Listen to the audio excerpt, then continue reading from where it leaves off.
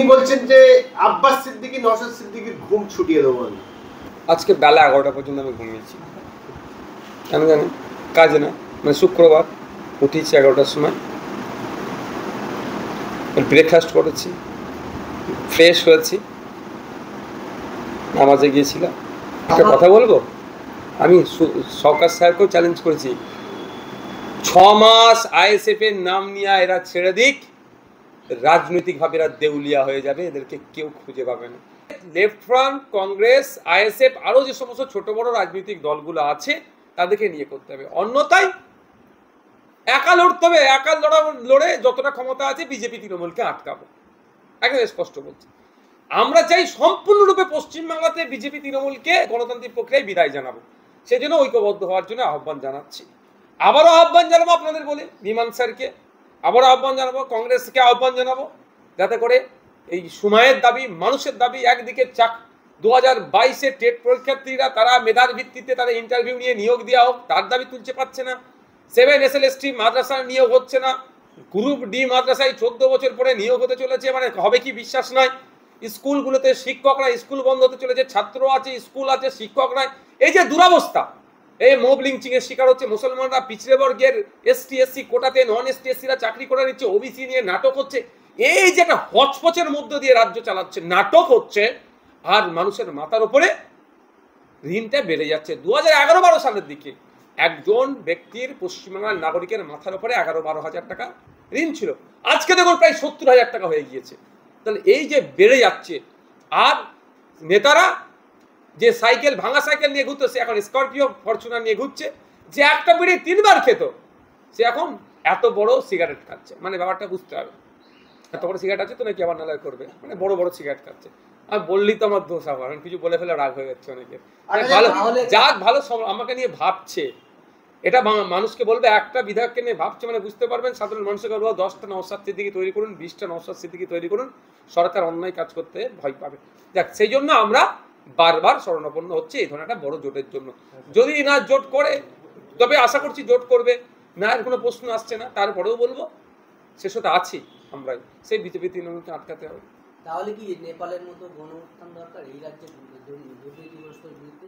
একটা কথা বলুন, একটা কথা, এটা আমার সাথে অনেকের হয়তো মতনৈক্য হতে পারে। একটা নির্বাচিত জনপ্রতিনিধি, একটা সরকার, সেই কেন্দ্র সরকার হোক আর রাজ্য সরকার হোক, যদি অন্যায় করছে, একে গণতান্ত্রিক প্রক্রিয়াতে বিসর্জন দিতে হবে। আমি এই যে গণ অভ্যুত্থান বলুন, এ বলুন, এর সাথে আমি এটা আমার নিজস্ব মতামত, আমার পার্টির নয়, আমি এর সাথে সহমত নয়। কেন্দ্রের বিজেপি সরকার ফ্যাসিস্ট সরকার, তার জন্য একটা বিশাল আন্দোলন করো, কেন্দ্রের ফেলে দাও, পশ্চিমবাংলার দুর্নীতিগ্রস্ত সরকার মমতা ব্যানার্জি নবান্ন থেকে টানে নামিয়ে দাও। এটা আমি আমার ব্যক্তিগত অভিমত হচ্ছে, আমার পার্টির অভিমত নয় এটা, যে আমি এতে বিশ্বাসী নয়। কারণ একজন একটা, যদি এখন তাদের সার্টিফিকেট আছে, ভোট কিভাবে করেছে সব জানি, তো আমরা এটাকে আটকাবো, তখনই একে বিসর্জন দেবো গণতান্ত্রিক প্রক্রিয়াতে। 8,000 কোটি টাকা মতো, 8 লক্ষ কোটি হাজার টাকা দেনা রাজ্যে। বামফ্রন্ট যখন ছিল 1,88,000 কোটি, আবার 2 লক্ষ টাকা দেশ স্বাধীন হওয়ার পর থেকে। তো বর্তমানে এক একজনের প্রত্যেক মাসে প্রায় 700 টাকা করে শুধু এই ইন্টারেস্টের সুদ দিতে হয়। তারপরে কেন্দ্রের যে জিএসটি আছে সেগুলো পায়। শুধু এই রাজ্যের যে 8,000 কোটি টাকা দেনা, 700 টাকার উপরে শুধু প্রত্যেকটা মানুষের সুদ দিতে হয়। এটাকে আপনি কেমন ভাবেন? আমি তো ওই জন্য বলছি, অনেকে ভাবেন যে আমার মাথায় ঋণ আছে, মাথায় বয়ে গেছে। আরে আপনি এই ঋণটা বোঝা, আপনাকেই শুধতে হবে। আপনি দেখতে পাচ্ছেন না জিনিসের দাম বেড়ে যাচ্ছে, পেট্রোল ডিজেলের দাম বেড়ে যাচ্ছে, হ্যাঁ না, এইসব টাকাগুলো যে বাড়ছে, এটা তো ঘুরে ফিরে আবার ওইখানে যাচ্ছে। আপনার মাথার উপরে এখন 70,000 টাকা ঋণ। এই ঋণটা আপনাকেই মকুব করাতে হবে, পরিশোধ করতে হবে। আপনি মানে আপনার জনপ্রতিনিধি, আপনার জনপ্রতিনিধি কোথা থেকে পাবে টাকা? টাকা ছাপানো মেশিন আছে নাকি? এই আপনার আমার যে নিত্য প্রয়োজনীয় জিনিস আছে তার দাম বাড়াবে, তার থেকে ট্যাক্স নেবে, ওই ট্যাক্সটা ওখানে করবে। আর এই ঋণগুলো নিয়ে কি করছে? বিভিন্ন প্রকল্পের নামে টাকাগুলোকে হারামে দিচ্ছে, খেলা মেলা করে হারামে দিয়ে দিচ্ছে। আমরা দেখেছি যে রাজ্য যে পুজোর অনুদান, এটা কিন্তু পুজো কমিটি কেউ চায়নি। শুরু হয়েছিল 35,000 থেকে, এখন 1,10,000। আর দীঘা জগন্নাথ মন্দির কেউ চায়নি। আমরা শুনতে পাচ্ছি হিট করতে একটা দুর্গাঙ্গন হবে, সেটাও সম্ভবত কেউ চায়নি, কিন্তু সেগুলো দেওয়া হচ্ছে। কিন্তু আপনারই চাচা যান তোয়া সিদ্দিকী হুজুর, তিনি 100 বার মমতা ব্যানার্জিকে বলেছে যে দীঘাতে একটা ছোট্ট হলেও মসজিদ করে দিচ্ছে না। কি বলবেন? মেঘ না চাইতে পানি যদি হয়ে যায়, কেন মেঘ আমি চাইবো ভাই?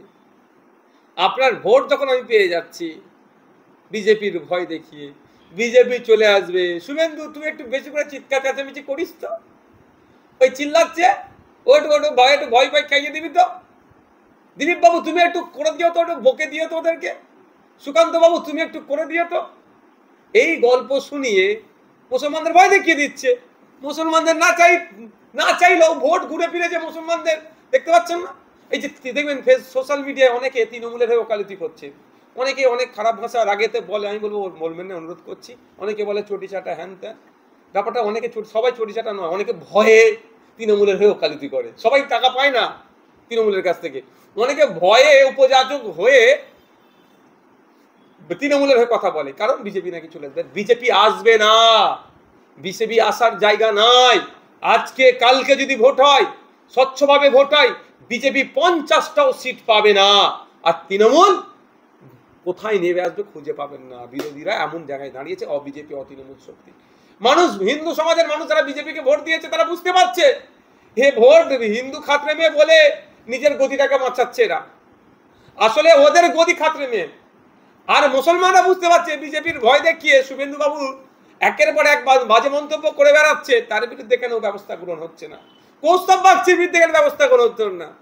বিজেপির ছোট বড় নেতারা ডাইরেক্ট মমতা ব্যানার্জিকে তোমার বকলমে খুনের হুমকি দিয়ে দিচ্ছে, তাদের বিরুদ্ধে ব্যবস্থা গ্রহণ হচ্ছে না কেন? এটা বোঝা গেছে। সুতরাং আপনি এদেরকে বলবো যেটা, এটা হচ্ছে শুধু এই ধরনের একটা হচপচ করে রেখে দেওয়ার চেষ্টার বাইরে কিছুই না। আপনার চাচা বলছেন যে অন ক্যামেরা বলেছেন, সেই জন্যই হচ্ছে হচপচ করে রেখে দাও। মুসলমানদের ডিমান্ড তোমরা পূরণ করবে না।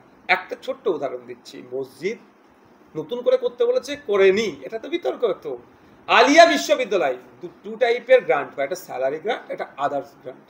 আদার্স গ্রান্টে যত ধরনের স্ট্রাকচার আছে, পরিকাঠামোগুলোকে ডেভেলপমেন্টের খরচে ছোট ছোটগুলোকে করতে হয়, টোটালটাই বন্ধ হয়ে গেছে।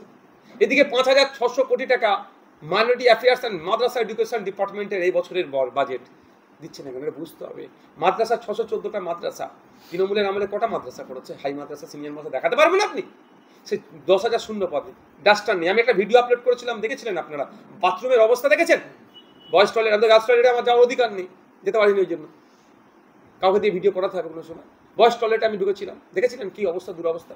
সামান্য একটা পিচ্ছাপের বাথরুমে যাবেন। সেই স্কুলে আমি গিয়েছি, রুমের মধ্যে অন্ধকার, সামান্য একটা হলুদ জুম জ্বলছে, সে পুরাতন আমলে। আমাদের এখানে সব এখন তো সব এলইডি টাইপের হয়ে গেছে, সেই জ্বলছে না, টিউবলাইট আছে না, এলইডি কিছু আছে, এই অবস্থা চলছে। এইগুলো চলে যাচ্ছে, জানছি এত কিছু, এত না দিলেও সে আপনার মব লিঞ্চিং হয়ে যাচ্ছে, পিটিএ মেরে দিচ্ছে, সব করার পরেও দিনের শেষে কি বলবে? গল্প শোনাবে, চোর তাড়াতে গিয়ে না ডাকাত ঢুকে পড়ে, এইসব গল্প শুনিয়ে ভোট আমি পেয়ে যাব। আরে ভাই, তৈরি করতে হবে তো।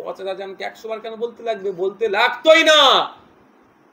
শিক্ষা ব্যবস্থার আমূল পরিবর্তন হয়ে যেত যদি 10টা নওশাদ সিদ্দিকী তৈরি করতে পারতো এই সমাজ। আদিবাসীদের হয়ে কথা বলতে লাগতো না, ফেক এসটি সার্টিফিকেটের জন্য ডেপুটেশন দিতে লাগতো না, যদি প্রকৃত অর্থে 10টা আদিবাসী সমাজ থেকে 5টা প্রকৃত বিধায়ক তৈরি হতো। দলিতদের হয়ে চিৎকার করার প্রয়োজন লাগতো না, যদি সত্যিকারের 5টা দলিত সমাজ থেকে বিধায়ক উঠে আসতো। মুসলমানদের এত মার খাচ্ছে, মানে সামাজিকভাবে এরা লাঞ্ছিত বঞ্চিত হচ্ছে, চিৎকার চেঁচামেচি করতে লাগতো না, যদি 10টা উঠে আসতো নওশাদ সিদ্দিকী।